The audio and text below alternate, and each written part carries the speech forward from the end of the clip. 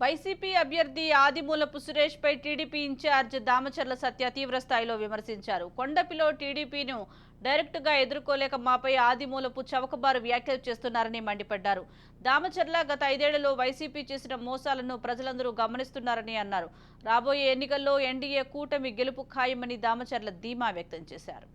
నియోజకవర్గంలో స్వామి గారు 14 to 19 దామచర్ల కుటుంబం అతన్ని మామూలుగా అయితే మేము ఎంకరేజ్ చేయడం జరిగింది, కానీ అతన్ని మేము బానిసలా చేయలే.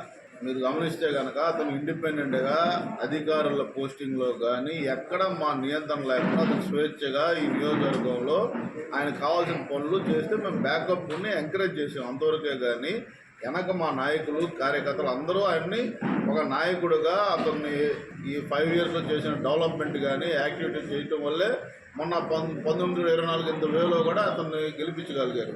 మా దగ్గర బానిసలు అలాగే ఉన్న దామచర్ల కుటుంబానికి ఎప్పుడు ఆ నేచరు అది ఎప్పుడు ఉండదని కూడా నేను తెలియజేస్తా ఉన్నాను.